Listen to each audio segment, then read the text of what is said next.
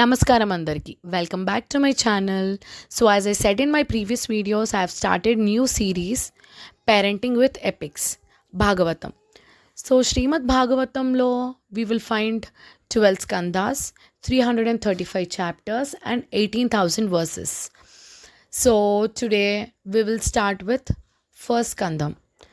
భాగవతం గొప్పతనం ఏంటి, భాగవతం ఎవరు రాశారు, ఎందుకు రాశారు అనేది మనం మొదటి స్కందంలో చూస్తాం. సో మొదటి స్కందం అంటే చాలా ఇంపార్టెంట్. లైక్ మనం ఇల్లు కట్టేటప్పుడు ఫౌండేషన్ ఎంత ఇంపార్టెంటో భాగవతానికి కూడా మొదటి స్కందం అంతే.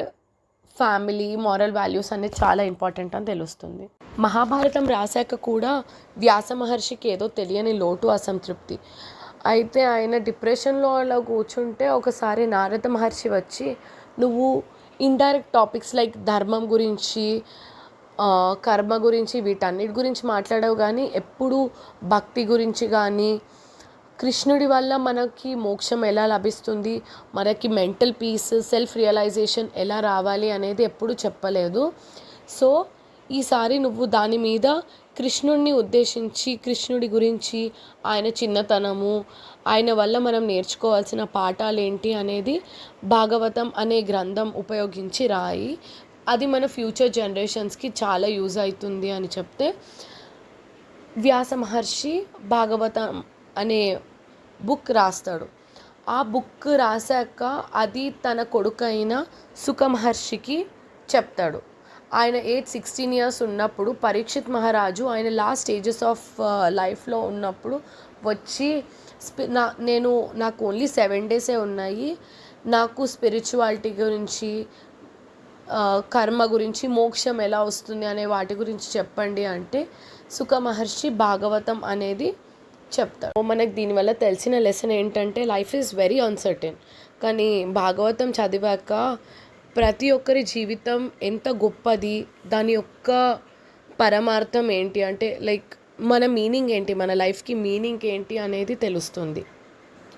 అండ్ యాజ్ అ పేరెంటింగ్ లెసన్గా ఎలా అంటే మనకి నాట్ ఓన్లీ ఎక్స్పెన్సివ్ టాయ్స్ కానీ పిల్లలకి ఇస్తే వాళ్ళు ఏదో హ్యాపీగా ఫీల్ అవుతారని కాదు, మనం యాజ్ అ పేరెంట్స్గా వాళ్ళతో ఎంత టైం స్పెండ్ చేస్తున్నాము, వాళ్ళకి మనం ఏం టీచింగ్ ఇస్తున్నాము అనేది చెప్తే, అండ్ టైంని ఎలా యూటిలైజ్ చేసుకోవాలి. లైక్ ఎగ్జాంపుల్ పరీక్షిత్ మహారాజుకి ఓన్లీ 7 days టైం ఉన్నా కూడా ఆయన ఆ 7 daysలో ఆయన జీవితం మీనింగ్ ఏంటి అని తెలుసుకోవడానికి సుఖ మహర్షి దగ్గరకు వచ్చి భాగవతం అనేది వింటాడు.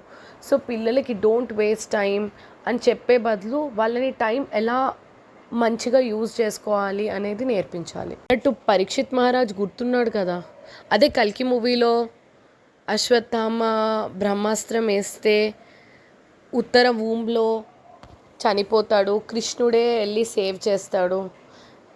ఆయనే పరీక్షిత్. భాగవతం స్టార్ట్ అయ్యాక ఫస్ట్ చాప్టర్స్ అన్నీ కృష్ణుడు పాండవులకి క్షత్రియ ధర్మం ఏంటి అనేది ఎలా ఉంటుంది అనేది టీచ్ చేస్తాడు. సో ధర్మం అంటే రైట్ అండ్ అధర్మం అంటే రాంగ్ అని కాదు, మనం డెప్త్గా వెళ్తే దాని కాంప్లెక్స్ నేచర్ అనేది అర్థమవుతుంది. బికాజ్ ఒక్కొక్కసారి అది మనకి రాంగ్ అనిపించినా అది ధర్మం ఉంటుంది, అండ్ మనకి రైట్ అనిపించినా అది అధర్మం ఉంటుంది.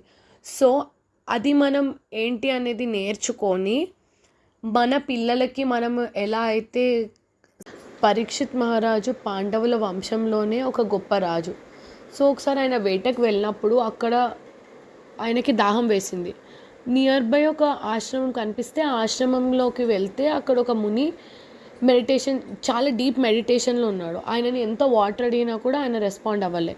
సో పరీక్షిత్ మహారాజుకి కోపంతో ఒక చనిపోయిన స్నేక్ని ఆ ముని మెడ చుట్టూ అలంకరించాడు.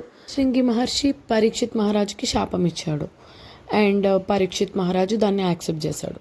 సో దీంట్లో మనం నేర్చుకోవాల్సిన లెసన్ ఏంటంటే ఎప్పుడన్నా self control and patience is important, and కోపంలో ఎలాంటి డెసిషన్స్ తీసుకోవద్దు. అండ్ పరీక్షిత్ మహారాజు తప్పుని యాక్సెప్ట్ చేశాడు, that is also a good thing. Next Parikshit మహారాజ్కి భాగవతం ప్రవచనం చెప్పింది సుఖ మహర్షి. ఆయన ఏజ్ భాగవతం చెప్పేటప్పుడు జస్ట్ 16 years, చాలా చిన్న సన్యాసి.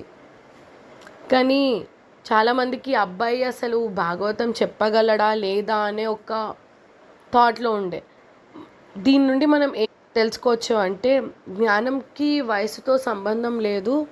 చిన్నప్పుడు నేర్చుకునే వాల్యూస్ కానీ, మారల్స్ కానీ అది మనకి జీవితాంతం గుర్తుంటాయి అనేది మనం సుఖ మహర్షి నుండి నేర్చుకో. అండ్ మనం పెద్దవాళ్ళం ఏం చేస్తామంటే, పిల్లలు ఆలోచించలేరని చాలా అండర్ ఎస్టిమేట్ చేస్తాం. కానీ పిల్లలకు ఫ్రీడమ్ ఇవ్వాలి అండ్ వాళ్ళ ఐడియాస్ని మనం సపోర్ట్ చేయాలి.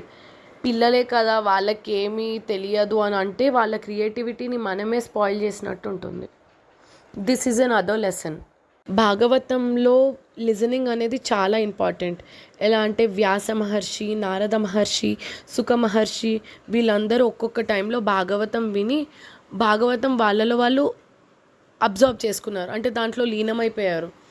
సో దీనివల్ల మనం నేర్చుకున్న లెసన్ ఏంటంటే, కొన్ని సమయాల్లో మనం చేసేది కరెక్ట్ అని అనిపిస్తుంది, కానీ విన్నాక పిల్లలు మన వర్డ్స్ కన్నా మన యాక్షన్స్నే ఎక్కువ చూస్తారు. మనం ఎలా బిహేవ్ చేస్తే వాళ్ళు అలానే బిహేవ్ చేస్తారు. సో వాళ్ళ డౌట్స్ మనం వినాలి, వాళ్ళ ఎమోషన్స్ మనం అర్థం చేసుకుంటే పేరెంటింగ్లో లిజన్ ఫస్ట్ రియాక్ట్ లేటర్ అనే అప్రోచ్ బాగా యూజ్ అవుతుంది. యాక్చువల్లీ మొదటి స్కందంలో నేర్చుకోవాల్సిన విషయాలు చాలా ఉన్నాయి. బట్ ఈరోజు మనం నేర్చుకున్న విషయాలు ఏంటంటే, వ్యాస మహర్షి రెస్ట్లెస్నెస్, పరీక్షిత్ మహారాజు రియలైజేషన్, సుఖ మహర్షి wisdom, age is not just number, and listening importance. ఈ స్టోరీస్ కథలు కాదు, మన జీవితంలో మనం డెసిషన్స్ మీద ఎంత ఇంపాక్ట్ అవుతాయి అనేది చూడడం. అండ్ భాగవతం చదివితే మన జీవితం మారిపోతుందా అంటే ఏమో తెలియదు, కానీ బట్ మన మైండ్ సెట్ మాత్రం డెఫినెట్లీ మారుతుంది. ఈరోజు ఒక చిన్న మూమెంట్, ఒక చిన్న పర్స్పెక్టివ్ మార్చడం స్టార్ట్ చేస్తే everything will change. Disclaimer. So Bhagavatam నేను మొదటి స్కందం చదివాకే దాంట్లో ఉండే ఇంపార్టెంట్ లెసన్స్ తీసుకొని నా పేరెంటింగ్కి కానీ నా లైఫ్కి కానీ ఎలా యూజ్ అవుతాయని కొన్ని లెసన్స్ తీసుకొనే I made a video. And నా ఓన్గా నేనేమి క్యారెక్టర్స్ క్రియేట్ చేయలేదు. Whatever is there in Bhagavatam నేను చదివి I shared in a video way. So please encourage me. So భాగవతంలోని మొదటి స్కందంలో ఇవాళ మనం కొన్ని లెసన్స్ మాత్రమే కవర్ చేసాము. మరిన్ని లెసన్స్ కోసం స్టే ట్యూన్డ్. అండ్ ఎలాగైతే వ్యాస మహర్షి సుఖ మహర్షి పరీక్షిత్ మహారాజుకి భాగవత జ్ఞానం చెప్పారో, మనం కూడా అలానే ఈ నాలెడ్జ్ అందరికీ షేర్ చేద్దాం. So please like, share and subscribe and hit the bell icon. Which parenting lesson is more inspiring? Please comment. Jai Shri Krishna.